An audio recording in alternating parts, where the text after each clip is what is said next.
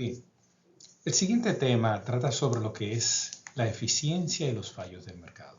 Vamos a comenzar primero a hablar de cómo los economistas consideramos y por qué consideramos o bajo qué condiciones consideramos que los resultados de los mercados pueden ser eficientes. Así podemos entender también cómo fallan los resultados de los mercados, es decir, cómo se alejan de esa eficiencia. Para esto vamos a hablar de tres conceptos de interés, que es primero lo que es la economía del bienestar, luego hablaremos de lo que son los excedentes de los productores y los consumidores, y luego vamos a ver cómo el equilibrio del mercado, ese concepto de equilibrio que ya hemos estado esbozando con anterioridad, produce resultados que son eficientes o consideramos eficientes.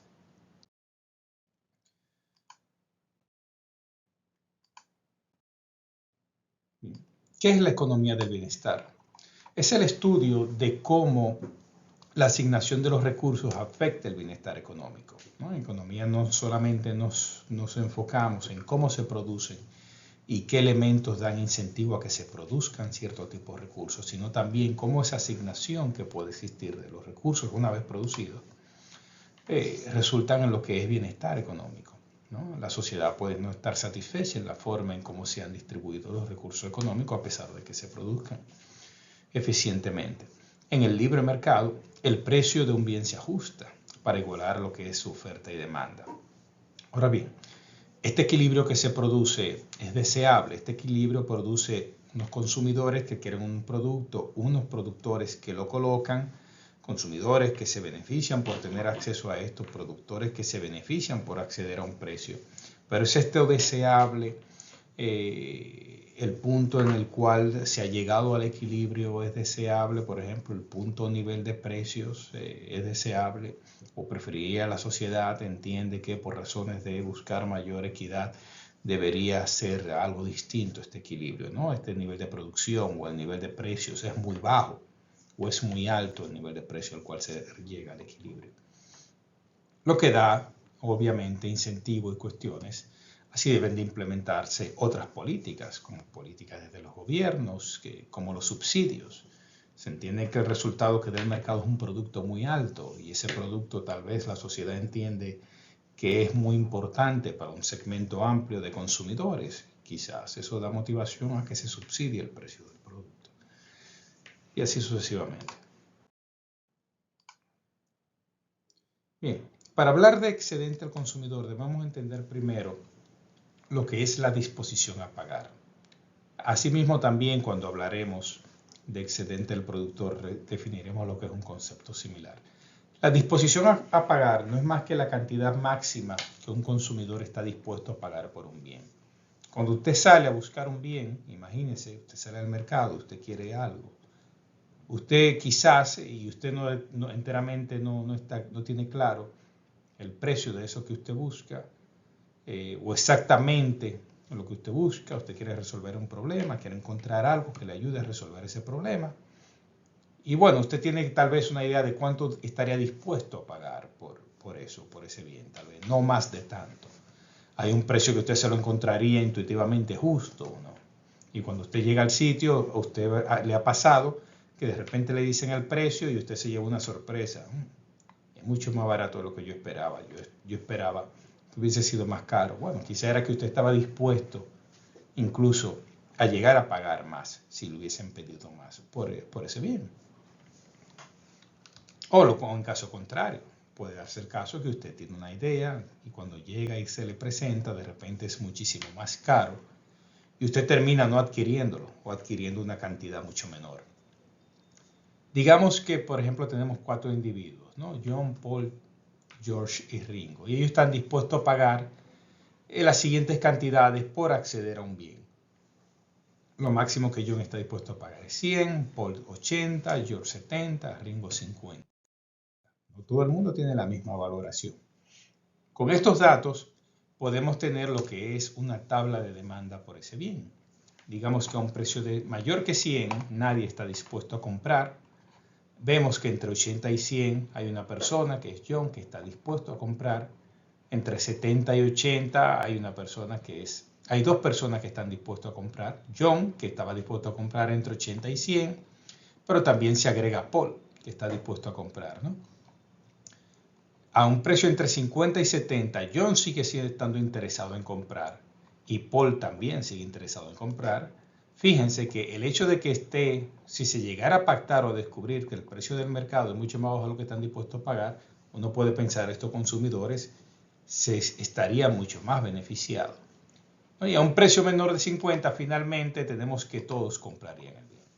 Si fuésemos a graficar esto en una curva, por ejemplo, aquí tenemos lo que es una curva de demanda de disposición a pagar, donde en el primer tramo tenemos la disposición a pagar de John a un precio de 100, solamente John está dispuesto a pagar. Sabemos que a un precio de 80 tenemos que Paul estaría dispuesto a comprar y por supuesto entre 80 y 100 también John compraría. Aquí cualquier precio entre 80 y 100 solamente entraría John. Ahora, a un precio de 80 entrarían ambos, entraría John y Paul. A un precio en 70 estarían John, Paul y George, y así sucesivamente podemos tener lo que es esta curva de demanda, ¿no? Donde aquí, por ejemplo, podemos observar, aquí en todo este rango de precios, solamente John está dispuesto a pagar por el bien. Bien, y aquí es donde decíamos, tenemos a John y tenemos a Paul en este caso. Bien, ¿qué quiere decir esto? Que a un precio, por ejemplo, a este precio establecido acá, cualquier precio superior a 80, por ejemplo, digamos que el bien esté en 81, ¿no? Todo eso representaría, como John está dispuesto a pagar un máximo de 100, todo esto que está aquí representa un excedente de bienestar que John se lleva. Cualquier precio por debajo de 100 hasta llegar a 80 es lo que llamamos el excedente del consumidor de John. Es el bienestar que él recibe por encontrar el bien o pagar por el bien un precio menor a lo que él está dispuesto a pagar. De la misma manera, si tenemos que, por ejemplo, el precio fuese 70, ya el excedente del consumidor de John no es 20, como está acá, en este caso, que es esta diferencia, ¿no?, entre 100 y 80, sino que se amplía para incluir 10 unidades monetarias adicionales si el precio pactado es 70. Entonces, el excedente de consumidor de John aumenta hasta 30. Pero no solamente aumenta el excedente del consumidor de John, sino que tenemos que en la sociedad, como Paul puede adquirir el bien y Paul estaba dispuesto a pagar hasta 80, si el precio del bien es 70, Paul puede comprarlo, tenemos que Paul tiene un excedente del consumidor de 10 y la sociedad tiene un excedente del consumidor de 40. Este es el beneficio que recibe la sociedad si ese precio fuese el precio pactado. Como hay un individuo que está dispuesto a pagar hasta 80 y otro dispuesto a pagar hasta 100, si el precio de mercado resultase siendo 70, la sociedad tiene una ganancia, porque los individuos valoran más el bien que lo que realmente deben de pagar por él. Eso se considera la ganancia de adquirir un bien. Cuando usted adquiere un bien, que usted entrega dinero, usted recibe un bienestar. Usted entrega ese dinero, pagó esos 70, porque usted entiende que esos 70 a usted tienen menor valor para usted que el valor que le representa ese bien. De ahí que habláramos en una primera clase que el valor de los bienes es subjetivo. Usted está pagando 70, pero esos 70 refiere a lo que usted pagó, no a la valoración que usted tiene de ese bien. Si por alguna razón para usted ese bien vale menos de 70, usted no lo compraría si el precio del mercado es 70, porque no le vale. Entonces, así sucesivamente, pudiésemos hablar y sumar lo que es todo el excedente del consumidor si sumamos los excedentes de todos los individuos dentro de la sociedad, que es como vemos reflejado aquí, es todo este triángulo acá.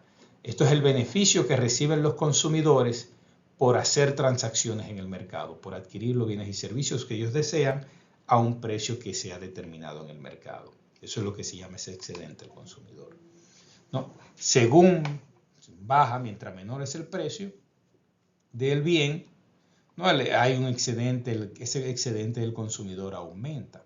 De ahí que, por ejemplo, con mayor competencia, mientras más oferentes hay, con mejoras tecnológicas que puedan reducir los costos de producción de un bien, la sociedad está mejor, los excedentes de los consumidores aumentan. De la misma forma, podemos hablar del excedente del productor, que es el costo o valor de lo que el productor renuncia para producir un bien, ¿no? El costo se refiere no solamente a los costos observados contables, los costos que pueden derivarse de los insumos dentro del proceso productivo, los costos que se pagan por alquileres, sino también costos no observables como los costos de oportunidad. Las empresas enfrentan costos de oportunidad. Cuando un inversionista decide colocar su dinero en un negocio, ese inversionista, usted puede pensar, pudiese estar utilizando ese dinero en otro negocio que representa otra rentabilidad, o tal vez tenerlo en el banco devengando intereses. Estas son decisiones que toman constantemente los dueños e inversionistas en grandes negocios. Ellos piensan, ¿cuánto me rinde el dinero si lo tengo parado en un banco invertido en bolsa? ¿Cuánto me rinde en un negocio? Y deciden si dejarlo parado en un banco o en un activo financiero, en un título financiero, o si colocarlo en una empresa o no, dependiendo de estas decisiones, ¿no? Entonces el excedente del productor es lo que recibe el productor por un bien, el precio, menos lo que le cuesta para producirlo. O sea, mide el beneficio que recibe el productor por vender ese bien. Por ejemplo, si estos son los distintos precios de los bienes y esta es la cantidad que están dispuestos a ofrecer estos productores, por ejemplo, a un precio mayor de 900 tenemos que hay 4 vendedoras, 4 personas dispuestas a vender el bien. Pero entre 800 y 900 solamente hay 3 personas que estarían dispuestas a vender el bien, y así sucesivamente. Por debajo de 500 a ninguna le hace sentido porque no le cubre los costos observados y no observados, los costos contables y los costos de oportunidad, ¿no? Nadie ofrecería o estaría dispuesto a vender ese bien. Si uno representa en una gráfica, ¿no?, la cantidad que están dispuestas a ofertar a distintos precios, por ejemplo, a 500 menos, a 500 o menos, nadie en esta zona, nadie oferta el bien, la oferta es de 0, pero ya por encima de 500, como entre 500 y 600, por ejemplo, hay una persona que es Granma, que ofrece el bien. Ya por encima de 600 no solamente lo ofrece Granma, sino que lo ofrece Gran Mayoría y así sucesivamente. Entonces, si el precio del bien estuviese, esta curva me representa los costos para ellos de producir el bien. Si el precio del bien estaría por encima de estos costos, ellos tienen una ganancia. Esa ganancia es lo que llamamos el excedente del productor. En este caso. Entonces, por ejemplo, si el precio de mercado al que se llegase al mercado es 600, tendríamos un excedente del productor de 100. Hay un solo productor que se ofertaría, solamente un productor ofertaría el bien, y uno podría pensar que es quizá el productor más eficiente, ¿no? Y ese es el excedente que tenemos. Pero a mayor precio, más productores están dispuestos a entrar en el mercado y hay también un mayor excedente y un mayor beneficio. Entonces, la suma de estos excedentes me producen el excedente del productor, y a mayor precio yo que tengo más incentivo para ofertar y obviamente tengo mucho mayores excedentes, más empresas entran dentro del mercado. En el equilibrio, el precio que se determina de mercado, el precio de equilibrio y la cantidad de equilibrio es el precio que me va a maximizar lo que es el excedente del consumidor y el excedente del productor. De ahí que hablamos de que el resultado de equilibrio sea eficiente. Ese concepto de eficiencia en economía se refiere a que maximiza tanto las ganancias de los consumidores ni de los productores. Ojo, de los consumidores que están adquiriendo el bien y los productores que entran a producir. Hay una serie de consumidores que están fuera, que no consumen el bien y no logran consumir el bien. Y de eso hay que estar claro. Y productores que no tampoco, por muchas razones, tal vez tienen costos de producción altos, son menos eficientes, no logran producir y no entran al mercado, que estarían reflejados por productores que entrarían por esta curva y aquí estarían reflejados por consumidores que estarían de este lado, acá. Entonces, que no estos consumidores para acá, a este lado, no entran porque no logran tener una disposición a pagar mayor que el precio que se paga en el mercado. Podrán aparecer personas por aquí que dirán, bueno, me gustaría tener este bien, pero realmente su valoración del mismo, en este punto que está aquí, no es tan alta como para llegar a acceder al bien, que exista producción para que lo pueda acceder. Es decir, a la izquierda del punto de la cantidad y precio de equilibrio del mercado, el valor para los consumidores es mucho, representado por esta línea azul, es más alto que el costo para los productores representado en esta línea roja. Y a la derecha, el valor para los compradores o consumidores, que sigue siendo la línea azul, es más bajo que el costo para los productores. Entonces, de este lado no se produce, obviamente, y no se demanda el bien. Y de este lado, aquí hay también mucha por demandar y hay incentivos para producir, y es decir, se llega a un equilibrio o resultado de equilibrio del mercado en este caso. Entonces, eficiencia económica tiene que ver con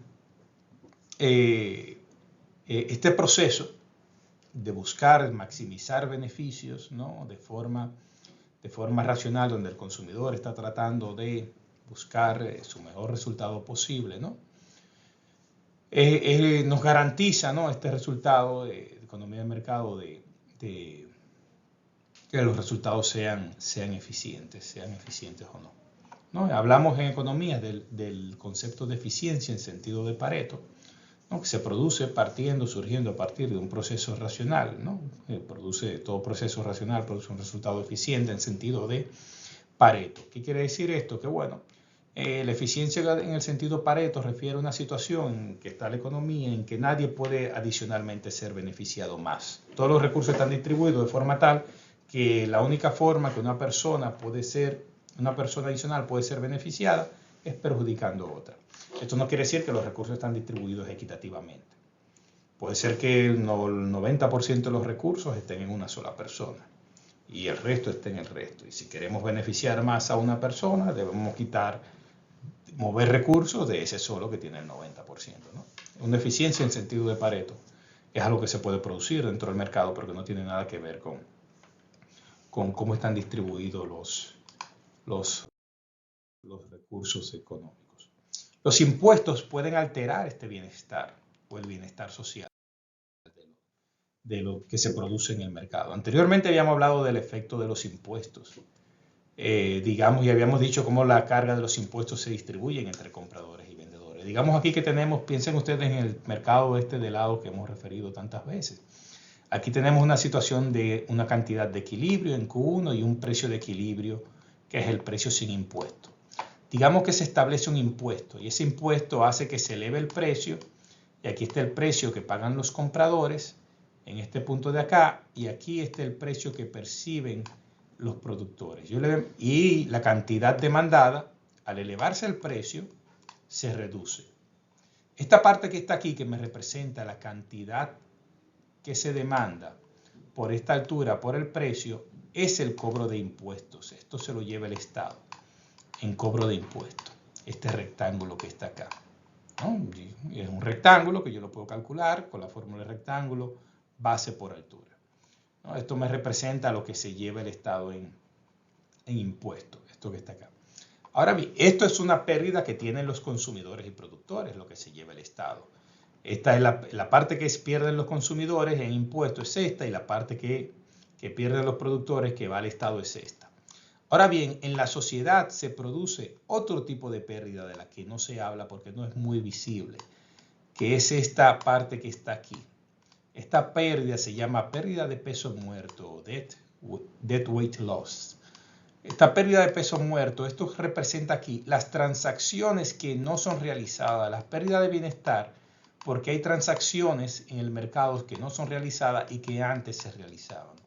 Es decir, cuando se establece, por ejemplo, en este caso un impuesto, los consumidores los productores no solamente pierden bienestar porque disponen de menos recursos que van al Estado, pero sino también hay actividad económica que se destruye. Hay bienes que se pudieron haber producido, que tenían un valor y se pudiesen haber consumido y no se están produciendo ni consumiendo, y eso representa una pérdida para la sociedad, ¿no? Este tipo de pérdida sale muy dentro de las discusiones, es muy escasa o no verla por lo menos dentro de las discusiones impositivas. Bien, hasta aquí entonces lo que tenemos con este tema sobre bienestar, ¿no? Y cómo los impuestos afectan el bienestar.